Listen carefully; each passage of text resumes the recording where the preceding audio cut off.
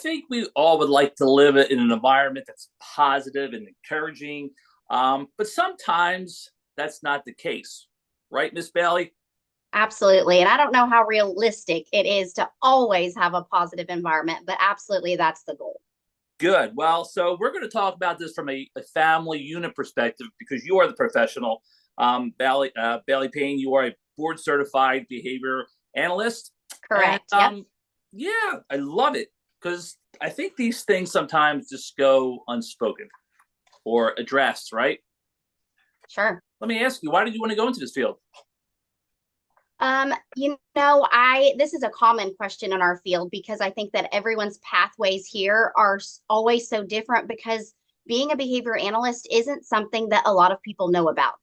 It's a definitely vastly growing field, but it is a fairly newer field. And so for someone like me who was born and raised in a rural town in Kansas, I didn't have access to behavior analyst. And so I initially started in psychology and got my master's in clinical psychology, and then just kind of fell into the behavioral world and was lucky to get connected through the University of Kansas to a supervisor that happened to be a behavior analyst. But I think that most people's paths to being a behavior analyst is usually through the route of maybe knowing someone with autism. That's maybe primarily what a lot of behavior analysts do, but that's by far from what the entire field has to offer.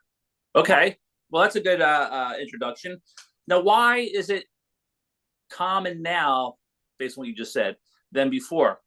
Why is it popular now? Well, I would say that the number one role I would say that behavior analysts primarily fill is serving individuals with autism.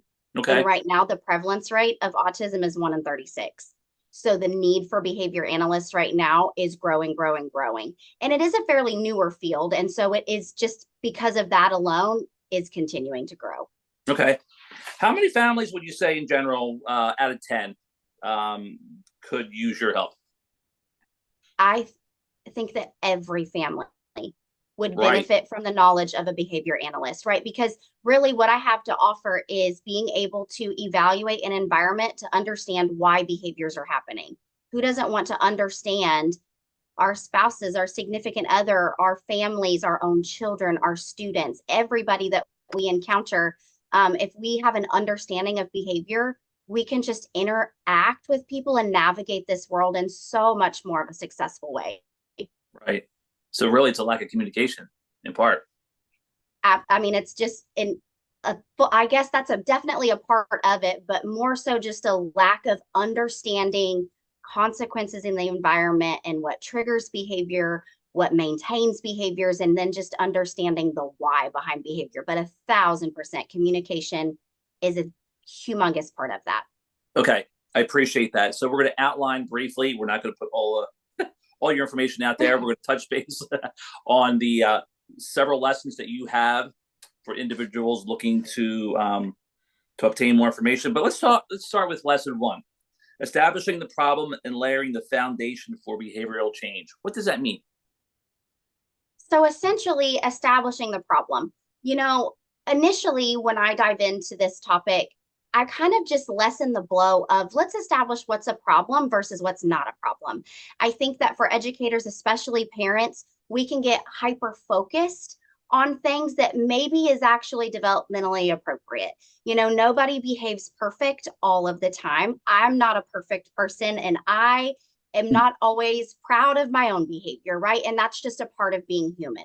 And so I think sometimes we can get hyper focused on, oh, I want my child to be the best version of themselves. And we can potentially get hyper focused on, I want this behavior to go away. I want them to do better at this, where we can sometimes just benefit from giving ourselves grace and giving our children grace that unless something is repeatedly and consistently an issue and interrupting and disrupting our lives, we got to just take a deep breath, shrug it, and let it go. All right, that's a good point. So give an example of something that is continual that needs to be addressed. Give me the Right. So maybe if it's a younger child, kind of our common word of tantrums. If you're experiencing tantrums on a regular basis to where it's consistently difficult to leave your house or it's consistently difficult during transitions, or you notice yourself dreading certain routines regularly throughout the day, that's a signal that I have an issue. This is worthy of diving in to understand why these behaviors are happening so that I can change them.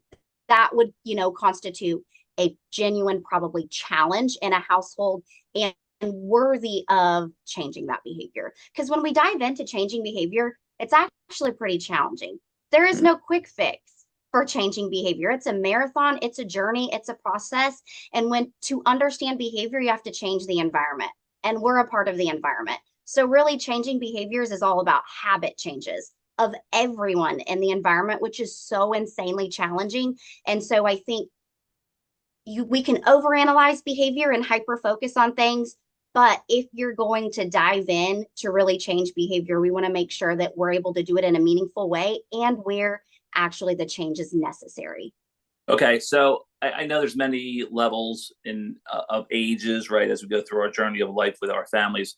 But how much responsibility does a parent have, or how much weight is on their shoulder to tackle this? As if parental guilt needs more weight, but ultimately, no matter who is in your presence, if you're in an environment, you have the responsibility to maintain, change, or enhance behaviors of everyone in that environment.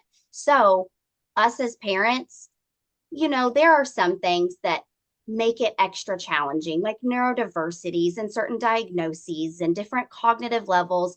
There are things that can present challenges, but ultimately, it's our interactions that drive behavior change 1,000%. Sure, but I should say, but parents have learned behavior from their childhood that may have not been addressed, right? Absolutely. It's a cycle. So kids do mimic their parents, right? Absolutely. Our behavior and what we're modeling is 1,000% going to guide the behavior that we will receive from our children. Yeah. Before we go to number 2, do parents have a tendency or kids to follow, I hate to use the word mimic again, but that's what comes to my mind, other families and what they're doing or not doing? Do children repeat that? Do children have the tendency to imitate other families' behavior? Well, yeah, we'll look at other families and see what they're doing, what they're not doing, good or bad. Is that a common thing? For children to look at other families, I don't know. I don't really know if I have a whole lot of experience or knowledge in that area, but I can say, that raising children today is very different than what I experienced in my childhood, where in my childhood, and granted, I was raised in a very small town, I had a lot more exposure to how other families operated because I would ride my bike across town and I would spend time in my friends' homes all summer, all day. And so I had more exposure to how different families function and different values and different cultures. But that's just not how children are being raised today. That is not how my children are being raised. And so I don't even know how much exposure children have now of how other families or households function, maybe of other children that they have exposure to, and that kind of trickles down from different families' behavior. But that's a really interesting point. That is, well, that information is good because, and we'll get to that in number 3, but we're all, I don't want to give it away, but technology driven, right? Go ahead. Yeah. So the interaction and communication with the people up the street and down the road is far and few between. All right, so number 2, evaluating why behavior is occurring to best impact behavior change. Behavioral. Yeah. We cannot change behavior until we know why. What's maintaining the behavior? What is the child? What am I? What are you trying to accomplish from displaying this behavior? And until we know the why, then I can't teach a new behavior that's more appropriate or more desired. And then I can't effectively honor those more appropriate behaviors or reinforce them. I think that our culture tends to have this disciplinary tends to have a punishment-based response. And I'm not saying I'm against consequences. That's absolutely not the case.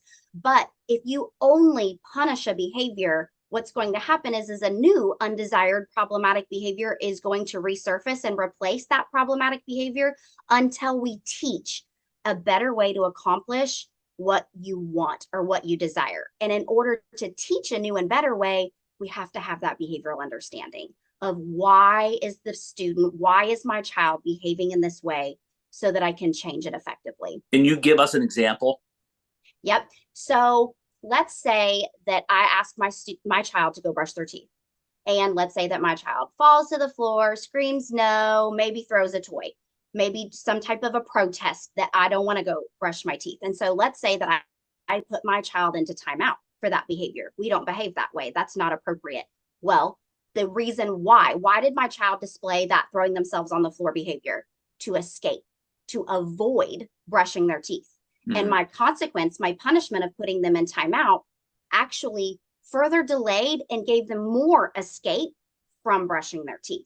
So I taught my child that if you want to delay brushing teeth, or you want to add a little more time until you have to brush your teeth and you want to get out of it a little bit more, I'll put you in timeout for this behavior. That behavior reliably worked.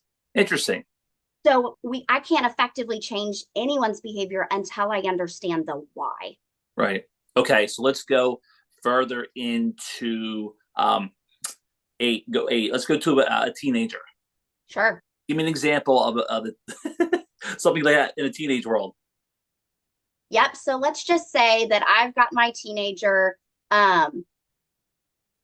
And I feel like escape keeps coming to my mind, but I want to give a different example because escape and avoidance behavior is so common in teenagers. But let's say that, arguing. I've asked my teenager to do something, they don't want to do it, and we're engaging in an argument, right? Well, let's say that what is my teenager wanting to get out of that argument behavior? Let's say it's actually not to avoid something. Let's say it's not even to access a phone or an item. Let's say the function that we find out through data collection and, my trainings and my book walks us through how to dive in and understand the why. Let's assume it's attention. And I'm arguing back with them. And I'm like, we don't talk like this. You are not going to argue. No, I said no, I'm not doing this. I said, we engage in these back and forths, and I'm furthering the interaction by teaching them that I will reliably give you attention for arguing behavior because I will reliably argue back with you. Mm-hmm. Right. So there's just that. And once I understand that, this behavior serves the purpose to access attention, therefore I need to disengage and teach them that you will no longer get attention this way. Right. So it's that understanding the why. So silence. If it's attention motivated, absolutely. But if it's avoidance, right? Nah, I may not want to use silence. It's all about the why. So then we can actually pick consequences that will be impactful. Grounding doesn't work for everything. Arguing doesn't work for everything. Come to Jesus talks doesn't work for everything. We have to understand what's the motivation, what's the why. All right, give me some of the things that work, though, real quick. What have you seen? What works? Not the timeouts, right? Give us some good stuff. Well, I think it's all about, I kind of mentioned a little bit before where it's about we have to teach a new behavior, right? So let's talk about our two examples of, the first one was refusing to brush teeth and they threw themselves to the floor. Okay, well, I need to teach my child to say, can I brush my teeth in 5 minutes? Or can you read me a book first and then we'll brush my teeth, right? That's the behavior. Those two behaviors serve the same purpose as throwing themselves on the floor. They're going to delay that process and you're going to get more time before you have to brush your teeth.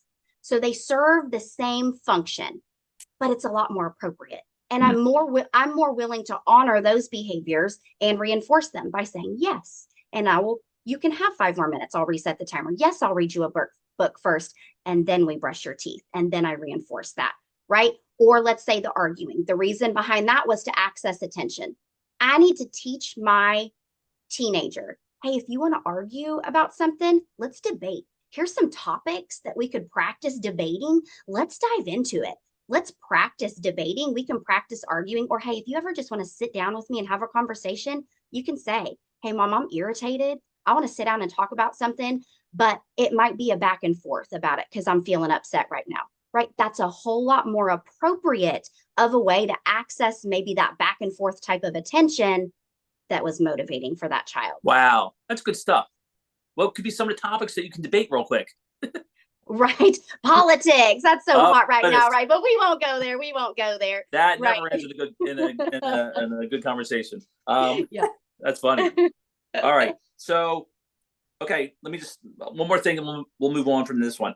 What are some of the things that really don't work for a teenager? Consequences for a teenager, consequences that have nothing to do with the function of behavior. You know, I mean, if you're just assigning a punishment based on how disrespectful the behavior is, I mean, that's just like shooting in the dark. You're very likely going to miss the mark. It might be effective because you might get lucky and hit on the why behind the behavior. But really, things that don't work, it's just assigning typical punishments Mm-hmm. without understanding the why, right? Grounding, that could definitely work if that child is access motivated. Were they access motivated to their phone and I grounded them from their phone, then that's going to be effective. But if I just had a sit down correction with them and then I told them that they couldn't hang out with their friends for a week, but they were motivated to get the phone, I missed the mark. So what doesn't work is just blindly assigning consequences based on how disrespectful a behavior is without understanding the why. All right, I'm going to run this by you real quick. So there was a situation where a teenager who just acquired their driver's license a couple months into it. We all have apps and things. So the parent was tracking their app speed and had the conversation. Hey, this is not cool. You could dial back a little bit. Cool. The next week, the speed only went higher. So let me ask you first, in that situation, right? I know everybody's different. I get that. But for the sake of argument, what would be, in your mind or opinion, a consequence, or how should that situation be handled? Right. Well, so number one, safety first. So if there's a safety issue, speeding, if my teenager's speeding, that's a safety issue, right? So I'm going to withhold access to anything that creates a safety issue. So obviously, withholding access to a car would be appropriate, right, to ensure that level of safety. And then other safety measures, right, where maybe you have to earn it back, where I'm in the seat for the next week. And then we fade that out to where now I'm monitoring. And you've got other safety measures, right? So what's the function? What's the reason why? Why are we speeding? It clearly wasn't for attention, right? It was probably to access going fast and that sensation, that level of independence. Yes. So in that case, would removing access to the car probably decrease that behavior because I'm motivated by driving in that independence? Absolutely. Yeah. And that's what happened. Yeah. And I bet it was effective. It was a beautiful thing. I heard it was for a month. Yeah. Right? But you know what's not effective though? A 45-minute speech about how disappointed we are, or really how disrespectful that is to my property. I assume the teenager didn't purchase the car. All of the typical things that society and the way we were parented makes us feel like we need to say. But ultimately, those things aren't going to decrease the behavior. We have to dive into the why. Right. And me just being just the average parent, it's just interesting to see or hear parents. And listen, there's nothing wrong. Hey, to each your own. But they Absolutely. Go on and on and on. Right? It's like, just stop talking. Absolutely. Sometimes less is more. Yes. All right. Number 3. Behavioral cautions, right? Specifically, number 1, ding, ding, ding, ding, ding, technology. Here we are compared to when you were saying you were growing up, the good old times. And here we are with technology. Let's talk about that one. Yeah, we are raising the iPad generation, and it shows in their executive functioning skills, their social skills, their ability to communicate. Children are coming to preschools and kindergarten, and they don't have problem solving skills. Their communication is significantly limited when children spend extensive amounts of time plugged into technology, and not just technology, highly stimulating technology, and not passive technology like a TV, but a tablet where I can manipulate it and the screen is rapidly changing every few seconds. They don't have the skills to tolerate the natural environment. They don't have the skills to attend to the natural environment for extended amounts of time. They don't have problem solving skills. Their social skills are limited. When children spend extended amounts of time uninterrupted on technology, they're being robbed of having to interact in the environment, having to assertively communicate my needs, experiencing natural consequences, right? That technology is robbing our children of necessary skills, and it shows in their behavior, in But their how do we? academic But performance. how do we start to correct that? And I'm saying let's just start with the early preteens, that in that bracket. And in parents, we know like it's easier for them. I think we're all guilty of it to a point. To take that device, just go. But it's because they're on it, right? And the night goes on, and then tomorrow comes before you know, and they repeat the same behavior. But it starts with the parents, I think, a little bit. 1,000% it starts with the parents, because let's say that your teenager has done something and you grounded them from their phone. Okay, so let's say they go for a whole week technology free. Well, that's a solid win today, right? But what are they observing the parents do throughout that week? You know, we're just as guilty. We have our noses in our phones, in our screens, just as much as our children. Mm-hmm. And so if our parents' nose is in the screen, I'm also not interacting with my child. I'm also not engaging in conversations. I'm not modeling skills. I'm not giving them problem solving skills, which is then robbing my child of those skills. So yes, it starts with the parents. And then preteens, you know, number one, I think that access to technology has to be safeguarded with the amount of time, safeguarded with the content. There has to be limits across the board to ensure safety, to ensure the amount of time, all of the things. Give me one strategy how that would happen. Well, I mean, there's lots of apps. There's like Bark, Go Guardian, you know, there's different apps that you can put on your child's phone to safeguard the content. There is parental controls where you can safeguard, you know, the amount of time on your child's phone. But also, I would say that if you are unable to take your child's phone without a humongous behavioral response, that's an issue. Mm-hmm. Yep. Right. And so there has got to be rules and guidelines in the home where phones don't need to be in a preteen's bed all night.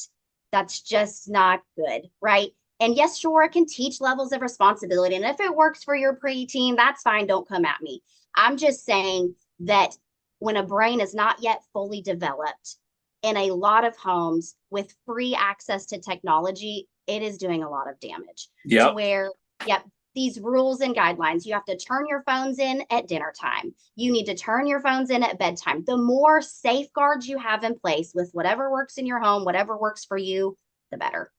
Right. It's tough. It definitely is tough. So you have several more, and I don't want to hold you up too long, but if we could just sum this up, and you do the talking, of course. What other things would help a family unit survive this behavior presence to where they can continue and maintain a good relationship within the home? Yep. You know, I think it is all about understanding how the environment works. And when you understand the why behind behavior, then I can not only prevent it, I can also drastically change it. And it's all about my own habits. It's the way I say things. You know, if I am telling my child to do something, I want to be specific and positive and clear. You know, if I say, I don't know, I need you to pay attention to me. And, you know, that's even sometimes not specific enough for children to meet expectations. But if I say, hey, I need your phone down, I really need your eyes on me, I need you to be silent, please just give me 4 minutes. And then I promise your turn, you can share what you want, right? It's about being that level of specific. So now my child knows exactly what's expected. So now they can rise to my occasion to meet my expectations. And then they know there's a light at the end of the tunnel. How long is this going to last? How much do I have to tolerate? Yep. Right? Which increases cooperation and participation. And then also, you know, the way that we give feedback to our children, we're creating our children's inner voices with how we talk to them. If you correct and you're giving critical feedback to your teenager more often than you're praising them and highlighting their strengths, then what does that do to their inner voice? I'm rude, I'm disrespectful, I never listen, I never pick my wet towel up off of my bed, my dirty clothes are always left out. Or is it, thank you so much for coming and sitting and talking to me. I know that was really hard for you. I saw you push through. I really think you gave your best effort here. Hey, I saw you give me your best effort for the first 5 minutes. I am appreciative of those first 5 minutes, right? What inner voice do we want to give our children? That's great because that positive reinforcement, I know, the parents just lack that. They want to go right at them, right?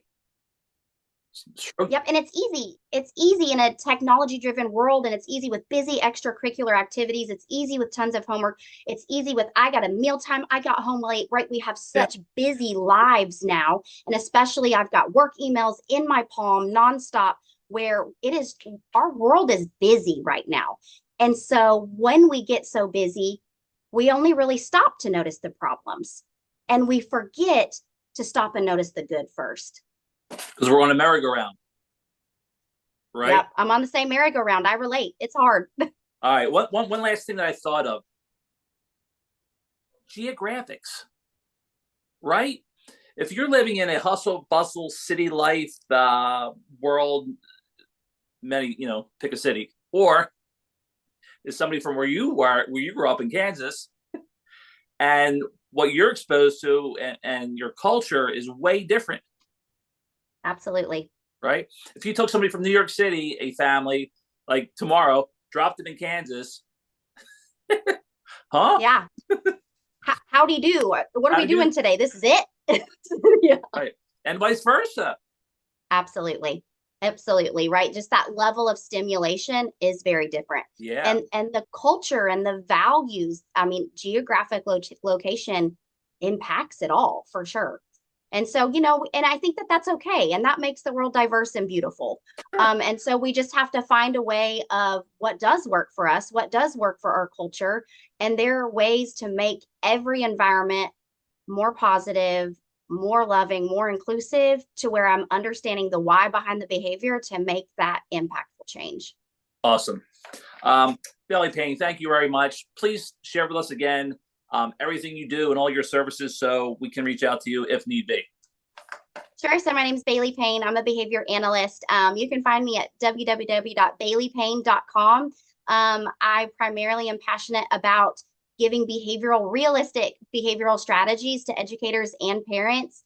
You can find my book, Behavior Breakthrough, at all major retailers. And I don't know, hopefully Awesome. You found some good nuggets of hope here. I'm going to put that in our bio so we can all reference that. Sure. All right, Bailey, thank you very much. Thanks, Dr. McGuire. Appreciate it.